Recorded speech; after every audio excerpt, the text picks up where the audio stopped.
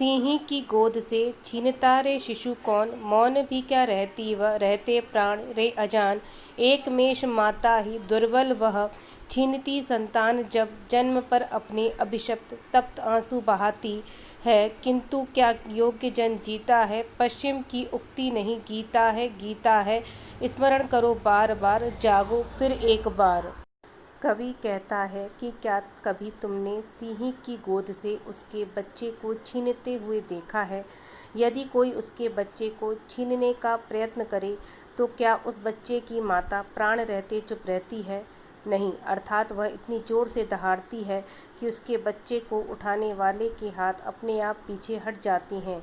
क्या तुम इस बात से अनजान हो? एक भेड़ की माता ही ऐसी होती है।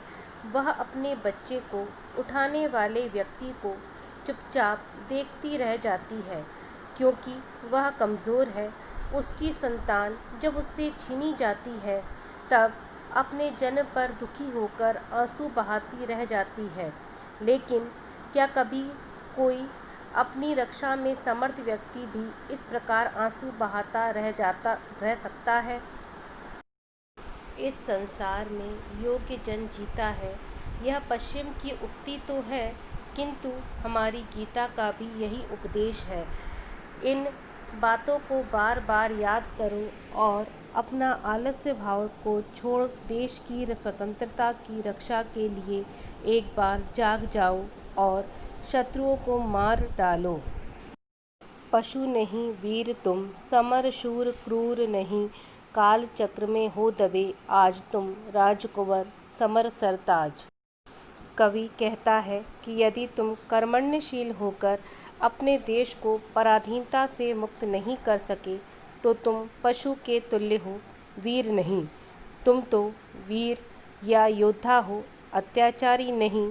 यह ठीक है कि हे राजकुमार, तुम काल चक्र में दबे हुए हो, किंतु यह क्यों भूल जाते हो कि तुमने युद्ध में हमेशा विजय प्राप्त की है। पर क्या है, सब माया है, माया है। मुक्त हो सदा ही तुम, बाधा विहीन बंद छंद ज्यों, डूबे आनंद में सच्चिदानंद रूप। पर यह क्या कहते हो कि यह सब छल मात्र है। तुम इसी प्रकार स्वतंत्र हो जैसे आज कविता में मुक्त छंद की कविता की स्थिति है।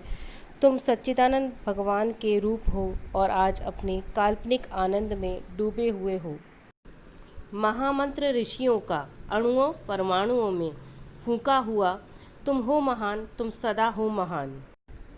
कवि कहते हैं कि हमारे भारतीय ऋषियों ने सदा ही यह मंत्र हर अणु और परमाणु में फूंका है कि तुम महान हो, तुम सदा से महान हो। है नश्वर यह दीन भाव, कायरता कामपरता, ब्रह्म हो तुम, पदरज भर भी नहीं यह पूरा विश्व भार, जागो फिर एक बार। यह शरीर नाशवान है और इसके साथ ही यह दीनता दिखाना, कायरतापूर्ण व्यवहार करना तथा काम भावना में प्रवृत्त रहना आदि भी स्थायी नहीं है, बल्कि शीघ्र ही नष्ट हो जाने वाले भाव हैं। तुम ब्रह्म के रूप हो, इसलिए तुम भी ब्रह्म हो और सारे संसार का भार तुम्हारे चरणों की धूल के बराबर भी नहीं है। इसलिए तुम उठो और अपनी शक्ति को पहचानो, उसके अनुरूप कार्य करो, जागो फिर एक बार।